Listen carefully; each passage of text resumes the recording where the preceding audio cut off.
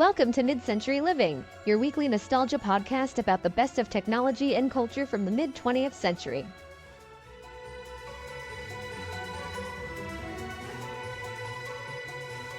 Welcome back to Midcentury Living, the show where we talk all about the best of the mid-20th century and how to add vintage vibes to your modern life. We're your hosts, Jackie and Gonzalo. Thanks for joining us today. So today, get ready for the sugar rush that is talking about Halloween candy. If you'd like to skip ahead to the topic we're covering today, we have a timestamp in our notes, or check our new chapter links in our episode. But first, Jackie, how was your week? My week was good. We're recording this so early that I don't have any... I'm going to have really cool Halloween-related stuff to talk about in our next episode recording. But right now, it's not actually October yet. So I'm just doing pre-October stuff. Probably the most interesting thing I've done is I decorated the inside of the house for Halloween. I'm waiting until closer to October, which is actually going to be this weekend. I'm just going to go ahead and round up. Because October starts on a Wednesday, and I'm not going to go out and decorate the house on a Wednesday. So I'm definitely just going to... I really try to, rein it in, and I don't put my outdoor decorations out till October, because I don't want to be like that house. Uh-huh. So I'm just waiting till the very last second, and then I'm going to decorate outside. And so my theory this year, I don't remember if I've talked about it on previous years, is I'd been kind of really bad at decorating outside because I think I just get too overwhelmed with everyone's much more beautiful houses on Pinterest, and I'm trying to curate my decorations too much. So every year I buy something that kind of goes with itself, and then I put that one thing out, and that's kind of the theme for the year. And then I did something else the next year, and that one didn't even go outside anyway. So I was well, they don't I can't put gravestones and spiders out because it's either a gravestone house or a spider house. And then I've realized that that's ridiculous and more is more. So this year I'm just going to put everything out on the front, and I'm just going to see if it looks really tacky or if it just looks amazing. Awesome. Yeah. I mean, we'll see. I think it's going to look great. Also, I love the idea that you're I can't put a gravestone and a spider web because why would there be spiders in a graveyard? When in reality, they're all over the graveyard. Yeah, they are all over the graveyard. I'm definitely overthinking it. So this year I'm just not going to think at all, and I'm just going to put everything on the porch. So we'll see how that goes. So that's my plan for this weekend. Nice. So I'll let you guys know how that goes later. How was your week? Good. Busy. And actually, does candy count as food talk? Yeah, sure. Okay. I was going to say, if not, I have some food talk. Oh, yeah. No, that's candy talk. It's different than food talk, I guess. Oh, okay. Good. So, more food talk, please. It's more like a because it hasn't happened yet. It's happening tonight. But we did some shopping yesterday, which means that it's happened during my week.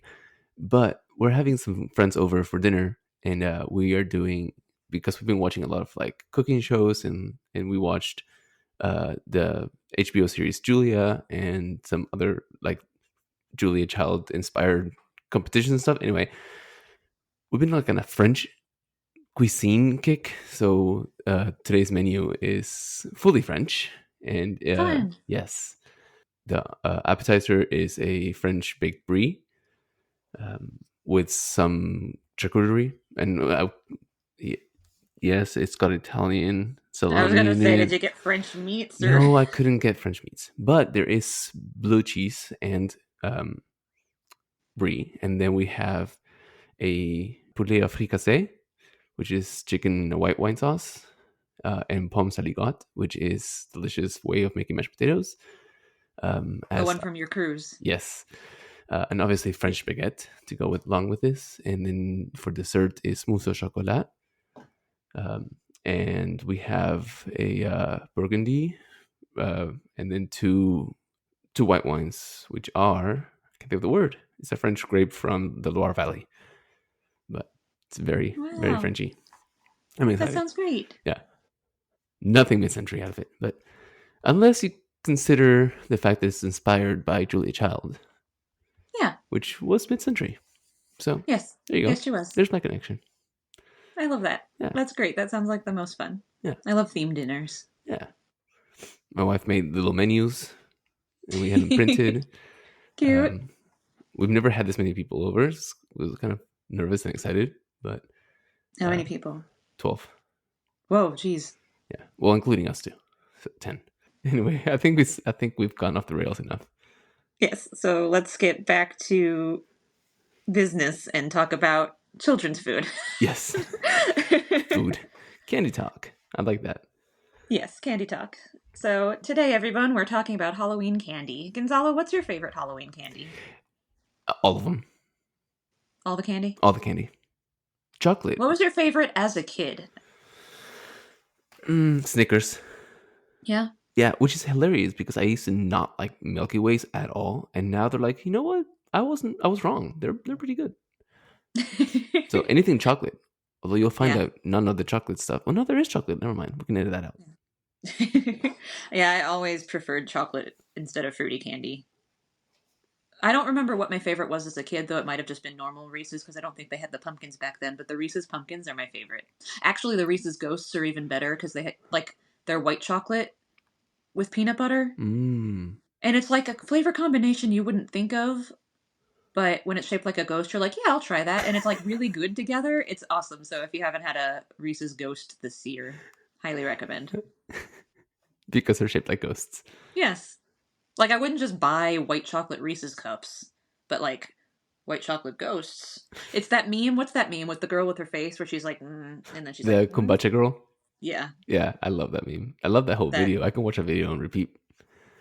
But anyway, Anyways, off the rails again. Back on the rails for. I swear, everyone out there, we did not eat a lot of sugar before this. No, We've we actually didn't. been eating sugar-free dessert, not desserts. Jeez, sugar-free breakfasts. Yes, we've had our sugar-free breakfasts. It's early. Yeah, people might remember from last episode, but we were recording at 6 o'clock in the morning. Well, now it's 7:40. We have no excuse. It's just we probably both needed second cups of coffee. Yeah. And just skipped them. Yeah. But while all those chocolates that we talked about are really good ideas and really great candies, we're actually going to cover some candy from the mid-century that we'll still find in our Halloween bags every year and that kids still love to eat. And this is mainly because candy in the mid-century saw a change from either handmade or homemade candy to more industrial and individually wrapped candy. In our OG Halloween episode, we covered some of the treats that kids received in the mid-century during trick-or-treating, including homemade treats like popcorn balls and candy apples or baked goods. But in the late 1960s, this changed due to a fear of tampering with candy. And this is most likely from a 1964 incident in New York in which a woman was arrested for distributing dog biscuits, steel wool, and ant bait to trick-or-treaters. So what happened was 13-year-old Elsie Drucker and her 15-year-old sister Irene returned from their night getting candy when they emptied their bags and found two small bottle cap-like objects that were labeled poison. Keep away from children and animals. Now, these were called ant buns. These were tablets of arsenic that were meant to help rid of household pets and insects, and obviously would also injure a child if they ate them. The authorities were notified, word spread, and soon parents all around the area were inspecting their kids' candy and discovered 19 more ant buttons. The police traced it all back to number 43 Salem Ridge Drive, where 47-year-old housewife Helen Fife lived. Police discovered an empty ant button boxes in her kitchen, and she was arrested and then charged with child endangerment. Thankfully, no one died, or else those charges would have been worse. So, why did she do it? Well, she was giving out candy to trick-or-treaters all night and began to get sour when she saw kids who were too old to be asking for candy. So she devised a, quote, joke and began giving out ant buttons, dog biscuits, and steel wool to those that she deemed a little, quote, too old. Her husband, Elmer, was not in on the scheme. He was actually out trick-or-treating with their two sons, who were ironically teenagers. Gasp. So, yeah. So she was actually ordered to spend 60 days in a psychiatric hospital for this. Wow. I am shocked. I think if anyone shows up at your house in a costume and say trick or treat, they should get candy. Yeah. That's Besides, the rules. if a teenager is out there trick-or-treating, they're not out somewhere else, spray shooting painting drugs. Something or doing drugs. And they should be rewarded with candy. Yeah. Wow. Anyway. So that's a great way to start. So why is candy such a big thing in the world of Halloween now? After the sugar rationing of World War II ended, candy became a reality and readily available again. This led to a return to tradition during the 1940s and 1950s when it comes to trick-or-treating. Candy manufacturing soared during the mid-century for a few reasons. Mass production. Factories and manufacturers had just spent the war years understanding how to mass produce, meaning produce a lot of the same thing all at once. So candy followed this trend, and candy began to be mass-produced beginning in the mid-century. There was also the growth of suburbs, as we learned in episode 23, the mid-century suburb. We'll put a link to that in the show notes. The suburbs became very popular in the 1950s, and they quickly grew. This growth propelled the ease of trick-or-treating. Dense population, safe and pedestrian-friendly neighborhoods of small families made it super easy for children to be out and about asking for candy. And then there were some other details like the post-war baby boom and community action-focused design, which made it easy for families to participate in different things together. All this resulted in candy becoming more standardized. Commercial candy that was individually wrapped left few options for people to tamper with them. Halloween candy became even more popular once Mars Candy began to sell smaller versions of their candies and labeled them Junior Bars in 1961. They rebranded them in 1968 to label them fun-sized, which is a much cuter name. Yes, and then and now you can call people fun-sized when they're short like me. So there's a little bit of history, but today, for the bulk of the episode, we're going to talk about 4 of these new candies from the mid-century and how they impact the modern day. It's actually crazy that all these candies started in the mid-century and are still popular. Gonzalo, why don't you start us off? Okay, so we're going to start off with a candy that probably no one has ever heard of. It's called M&M. Are you familiar? Yes, I am familiar. So this is a classic. This is a candy that, quote, melts in your mouth, not your hand. So they are like colorful button-shaped candies with a little crunchy sugar shell and a smooth chocolate center, and each piece is stamped with a signature lowercase m with a period. Today they are available in a variety of flavors like classic milk chocolate, peanut, and caramel, offering a satisfying blend of sweetness, creaminess, and occasional crunch or saltiness depending on the variety. We actually had some last night, and they were caramel macchiato. They were pretty good. Yeah. Neat. But let's see where they came from. So these actually started in the 1930s with Forrest Mars Sr., the son of the Mars Company founder Franklin Clarence Mars. Now he saw soldiers in the Spanish Civil War eating Smarties, which are the UK Smarties, which is kind of like an M&M, which are British-made chocolate pellets with colored shell of confectioner's hardened sugar, under the name Roundtree. In 1941, Mars received a patent for his own process for candifying chocolate, meaning putting the candy coating on the chocolate. There's just no word for it, so candifying makes sense. Mars created his company, M&M Limited, with each M representing a last name. His, Forrest E. Mars Sr., and the other, Bruce Murray, the son of the Hershey Chocolate Company president, William F. R. Murray. And this was because Hershey Company had a 20% share in the new company and supplied the chocolate for the candies because they controlled the rations of chocolate in the USA. Which makes sense. Yeah. Production began in 1941 at a factory on 285 Badger Avenue in Clinton Hill, Newark, New Jersey. Interestingly, Roundtree decided to not sue Mars for stealing the concept for the candy from the Smarties, but after much negotiation, decided to share the marketplace rather than compete. Roundtree made Mars bars in Canada, Ireland, and South Africa, while Mars made the sugar-coated confection in the USA without competition from Smarties.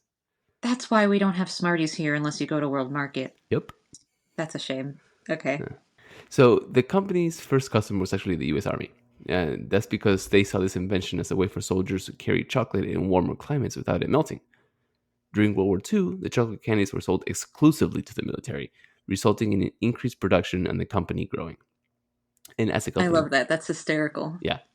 And very, very mid-century war movement. Mm-hmm. As the company grew, it moved to a bigger factory in Newark, opening a second factory in Tennessee, and today about half the production occurs in the New Jersey factory. In 1954, the introduction of a peanut variety that only came in tan. In 1960, the company added the yellow, red, and green colors to the peanut M&Ms, which, by the way, I will take a stand, are the best of all of them. I agree. The 1960s also saw the almond variety, which was promptly withdrawn and then reintroduced, and they're not bad. If you like almonds. I can see how they wouldn't be bad. Yeah. In 1949, the brand introduced the, quote, the milk chocolate that melts in your mouth, not your hand campaign. And in 1950, they came with an ingenious solution for consumers to distinguish the real M&Ms from inferior imitators, stamping an M and adding the slogan, look for the M on every piece. And this actually was originally a black M, but it was changed to white in 1954. And also in 1954, black and white ads showing two talking anthropomorphic M&M characters, a plain and a peanut, diving into a pool of chocolate began the trend of the candy mascots. Cute. Yeah. They've had a major cultural and economic impact since 41. The, quote, spokes candy characters have evolved from those 2 original ones to 7 cartoons, a brown, orange, purple, red, yellow, green, and blue. And they have appeared in countless ads, including major Super Bowl commercials, helping define the personality-driven candy marketing. And if you guys remember, the best one ever is the one where they stumble across Santa, and the red M&M goes, "He's real," and faints, and then Santa goes, "They're real," and faints. Best. People can actually personalize their M&Ms with names, photos, and colors, tapping into personalization trends in modern consumer products. My sister had some for her wedding, but their initials are M&M, so it made more sense to just keep them like that. They've actually had a huge cultural impact as well. The candy has appeared in many films, including E.T. the Extraterrestrial, even though in the actual filming, Reese's Pieces were used. Ooh. TV shows, and also video games. And they are a fixture in holiday baking, decorating, and have become a permanent part of many family traditions. Sold in more than 100 countries worldwide, they've become one of the most popular candies in the world. And the New Jersey factory produces nearly 10 million M&Ms every single day. Wow. The candy generates over $1 billion in annual revenue for Mars Incorporated. What's your favorite kind of M&M? And yes, there is a pumpkin flavored one, but that's not my favorite kind. I really like the pretzel ones. And then also around Halloween time, they do the little fun-sized bags with Halloween colors. And I appreciate that. The spooky version of M&Ms, they're like purple, black, and chartreuse only. Mm-hmm. I like those aesthetically. And also my favorite way, really honestly, to consume M&Ms is in a cookie. Like, M&M cookies are my favorite cookies from Tiff's Treats. Whenever, like, The Office gets Tiff's Treats for everybody, the M&M ones are my favorite ones. What's your favorite M&M? Peanut. Yeah. Okay, so the next candy is maybe not even a candy. It's a kind of a category all on its own. That's right, we're talking about bubblegum. More specifically, bazooka gum. I think it's candy. Bazooka gum is a classic bubblegum known for its vibrant, playful aesthetic and nostalgic charm. It comes in a small, rectangular pink wrapper with bold comic-style graphics, often featuring the iconic Bazooka Joe cartoon character. The gum itself is typically a soft pink color with a smooth, chewy texture that's easy to break into pieces. Bazooka has a sweet, fruity flavor with hints of bubblegum sweetness that's both tangy and sugary. It's not overly complex, just a straightforward, childhood-like sweetness that's fun to chew on. The flavor intensity tends to fade after a few minutes, but it's often more about the nostalgic experience of chewing it rather than the lasting taste. It tends to fade to nothing. Launched shortly after World War II, actually in 1947, so right after, by the Topps Company of Brooklyn, New York, which was founded in 1938. At the time, chewing gum was still a relative novelty, sold in individual pieces. The entire company originally operated at the Bush Terminal in Brooklyn, but production facilities were moved to a plant in Pennsylvania in 1965. The bubblegum was packaged in red, white, and blue color scheme and originally sold for 1 penny. The thought here is that it was an American gum, so clad in the American colors to celebrate the greatest generation, those who fought in the World War. The name origins are unclear. Perhaps it's named after the rocket-propelled weapon used by the U.S. Army. Maybe it's named after the brass musical instrument several feet in length, which incorporates telescopic tubing like the trombone, also known as a bazooka, which is actually where the weapon gets its name from. Fun fact. Yeah. It was one of the first gums to be sold in packs. Most gum was sold individually for a penny apiece, but bazooka began to be sold in packs of 5 for a nickel, which was its own issue because that's the cost of a candy bar at the time. Yeah, apparently there were a lot of people who were like, why am I buying gum for this? I can just buy a candy bar. Because they would rather eat candy than chew gum. Which is a form of candy. By the 1960s, they were being sold across the world in many countries from the USA and Canada to Israel and Spain, and even South America and Argentina. Woo! Although the original flavor is the tangy, sugary flavor, bazooka eventually developed a strawberry shake, cherry berry, watermelon whirl, and grape rage flavors. Rage is what I feel when I eat grape-flavored anything. From the beginning, bazooka gum was sold and marketed with a mascot. The first mascot was Bazooka, the Atom Bubble Boy, introduced in 1949. The connection here was a combination of U.S. pride and Cold War feelings. He also had superpowers. Most notably, he could blow enormous bubbles, which allowed him to travel spontaneously. Yeah. He had a short stint, however. Beginning in 1953, Topps changed the packaging to include small comic strips with the gum, featuring the character Bazooka Joe. This was a cartoon boy wearing a black eye patch on one eye. The comic also included a fortune similar to what one would find in a fortune cookie. The comics generally consist of child-friendly jokes, as well as small advertisements for kitschy merchandise one could obtain in exchange for comics in a few cents or dollars. Due to the worldwide distribution, he became one of the more recognizable American advertising characters of the mid-century and beyond. Bazooka Joe comic strips even get translated into the local languages. In Canada, cartoons are in both English and French, depending on the city. In Israel, the cartoons are written in Hebrew, and in Argentina, they're in Spanish. Yay. Bazooka Joe's style changed with the times. By the 1990s, Joe had adopted a more contemporary look, including low-slung, baggy jeans. With declining sales in the late 1990s and 2000s, Bazooka announced the end of the comic strip by 2012.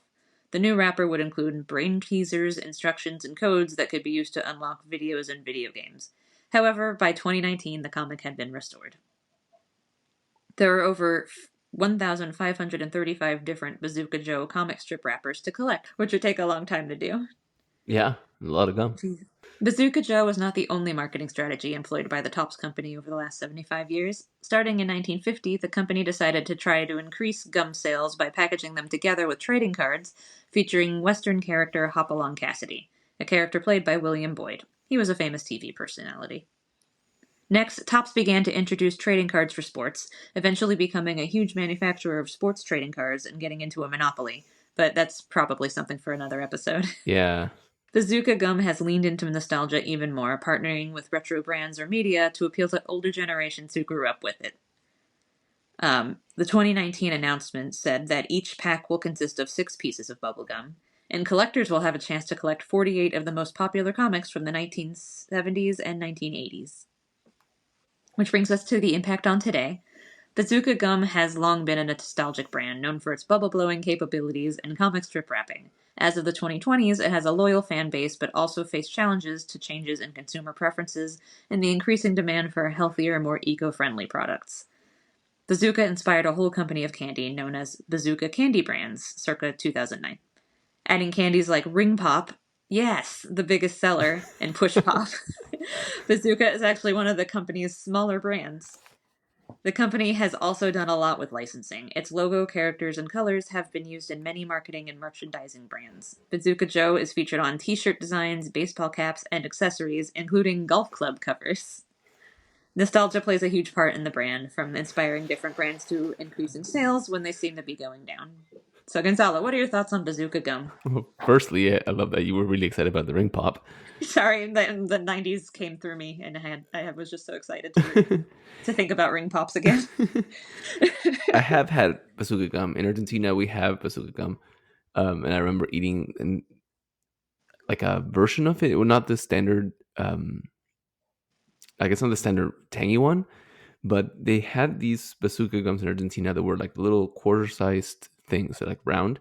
And inside, they had some sort of like sugary syrup. So when you bit into it, like it squeezed out, and then you had like a half a second of flavor in your mouth.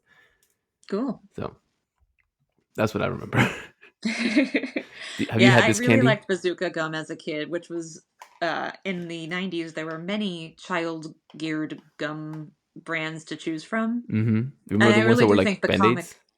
Yeah, there were like Band-Aid ones. There was like long tape rolls of them. I liked the zebra fruity the ones. tapeworm ones. But Bazooka Gum, like being wrapped in a comic strip, really gave it an edge. Like that was why I would pick Bazooka. Yeah. Because I liked that it came with an activity. Yeah. Next up are the Smarties, which I like and Jackie hates. They're also known as Tums. No. Just joking. You all know them. They're like the little chalk pieces put in wrapper. They're small, round, flat, pastel-colored tablets that come in a roll of about 15, wrapped in a clear plastic wrapper with a brand name printed on it. Each tablet is roughly the size of a dime, and has slightly ridged edge. The colors of the Smarties are a soft pastel palette, typically including pink, orange, yellow, green, purple, and white, and they all have flavors.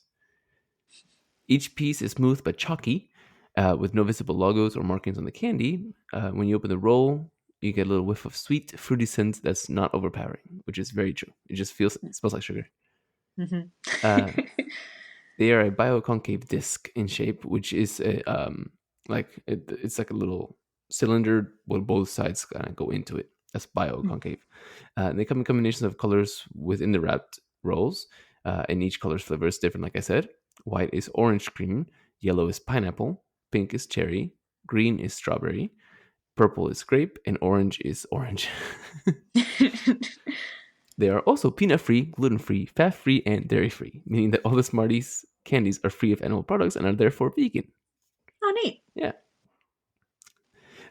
They started and continue being a family business started by Edward D. in 1949. So he actually moved his family from England to New Jersey, rented a facility, and armed with only 2 machines, began to produce candy. The company is now led by the founder's granddaughters, co-presidents Sarah D. and Jessica D. Sawyer, and Liz D., and is one of the few family-owned candy companies still operating in the USA. And those machines that D used actually were repurposed pellet machines, which is like a type of mill or press used to create pellets from powder material. And this is what gives Smarties their distinct shape. They were actually World War II pellet machines. Hopefully, he cleaned them before he used them. He began to produce his small fruit-flavored pressed sugar tablets and started selling them by delivering them by car to grocery stores throughout the U.S. And by 1952, he had created the CD Candy Incorporated Company, which is now called Smarties Candy Company. On October 2nd, which is Edward D's birthday, is the National Smarties Day, which was first celebrated on October 2nd of 2022. And this is a day meant to celebrate the sweet legacy of the iconic candy. You're supposed to use the day to savor the day, quote, just as each Smarties roll is a random assortment of flavors, making for a unique experience every time. There's an endless number of ways to celebrate hashtag National Smarties Day, end quote. That is from their website. I like that, actually. Yeah. The New Jersey factory produces approximately 1 billion rolls of Smarties annually, and in total, the company produces over 2.5 billion of the pellet candy in a year. And the factories that produce Smarties 24 hours a day, 5 days a week, which means they make over 70,000 pounds or 32,000 kilograms per day. Smarties Candy Company also produces the Extreme Sour and Tropical. These are different versions of the Smarties. And in 2015, they launched the Smarties and Cream, which are quarter-sized candy tablets with Smarties flavors on one side and cream flavor on the other, which I've never had. I've never heard of those. I'm intrigued. What about the orange cream one? Is that orange cream on one side and cream on the other? Yeah, I guess it's just like extra cream. Yeah. In 2011, in Provo, Utah, though, we have a bit of a controversy.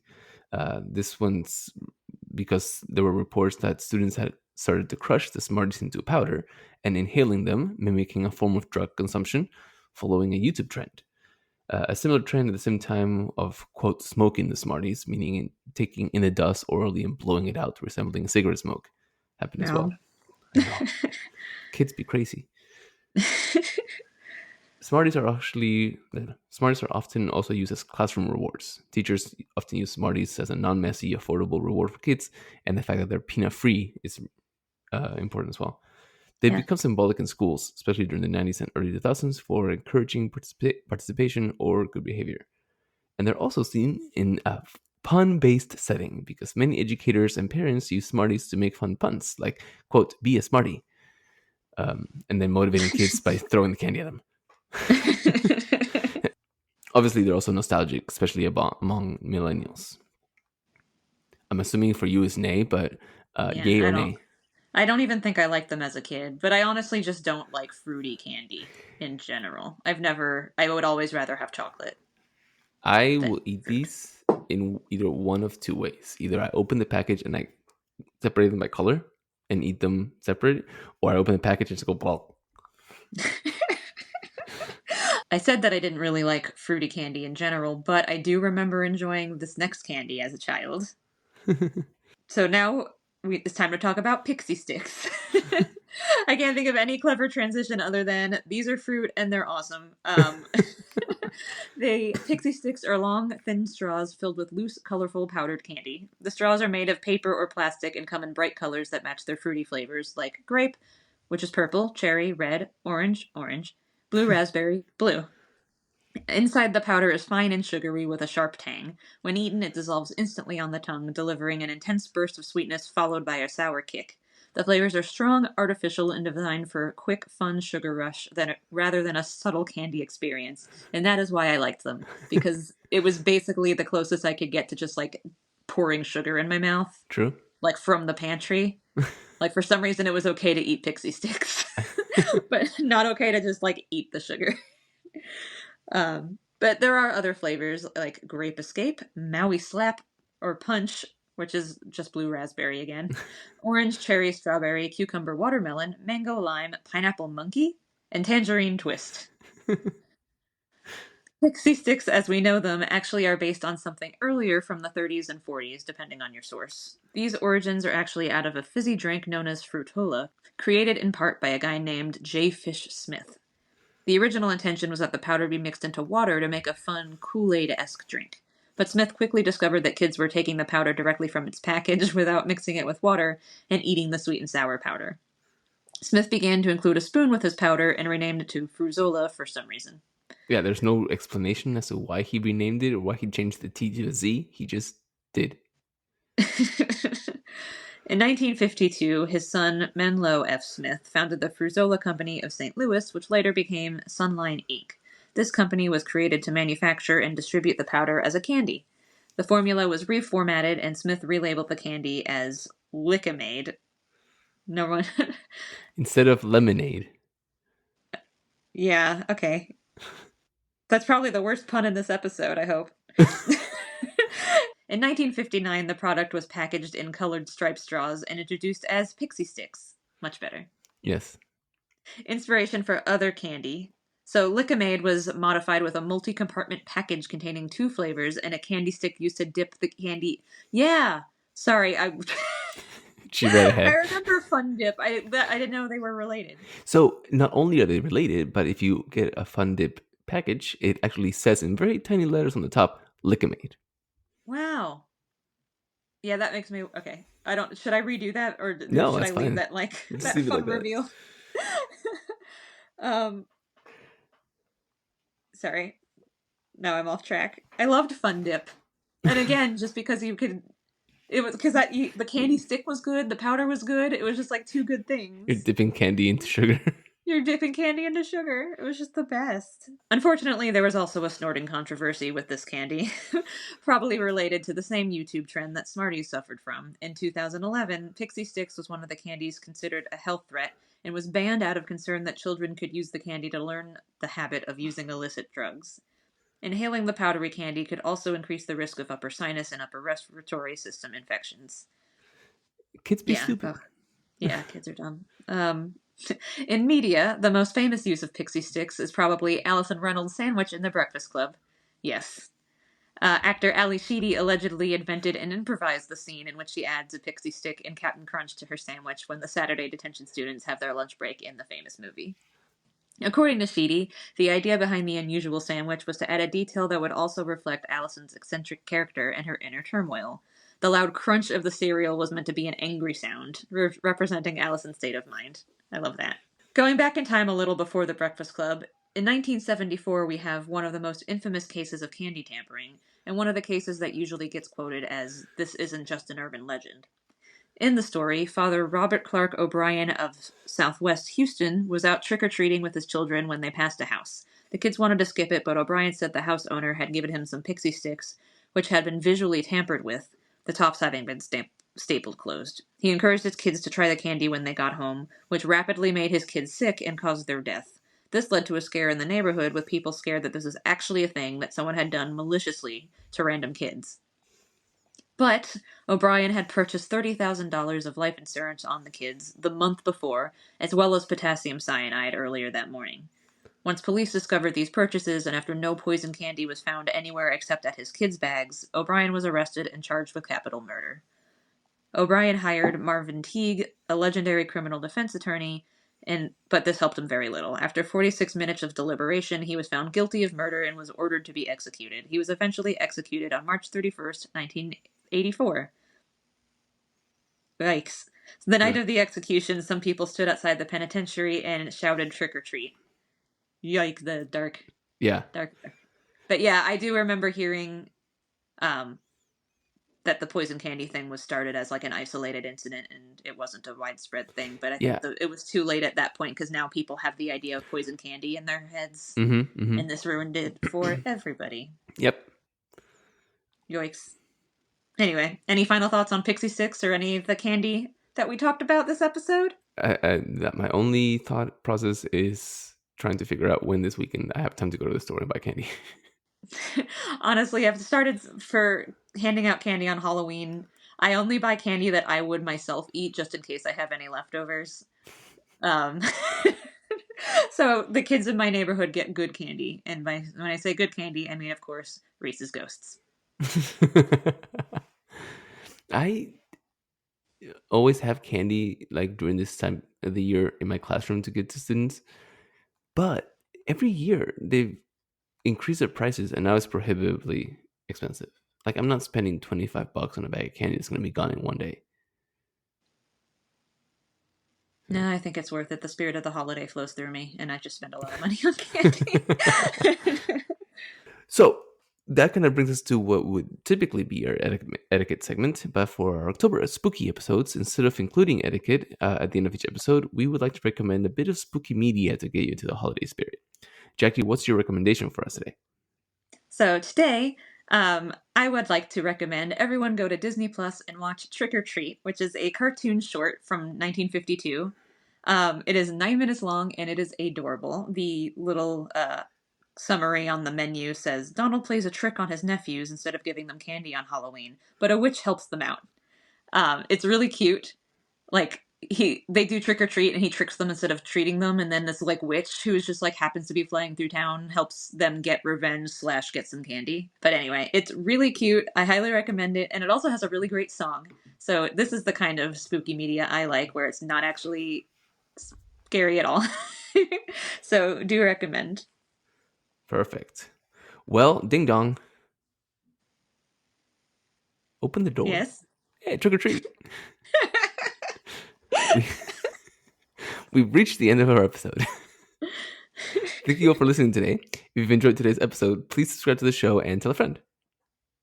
You can also follow us on YouTube and Instagram at MCL Podcast. Instagram is the best place to send us feedback and episode suggestions. Send us a DM anytime. You can also contact us through the Send Us a Text Message feature in the show notes. Yeah, so send us some fan mail and some candy.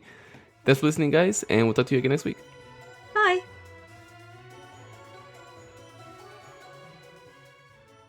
Thank you for listening to Midcentury Living. Please subscribe, tell your friends, and leave a review. We're available on Apple Podcasts, Spotify, or wherever you listen to podcasts. You can also follow us on Instagram at MCL Podcast. See you next Friday.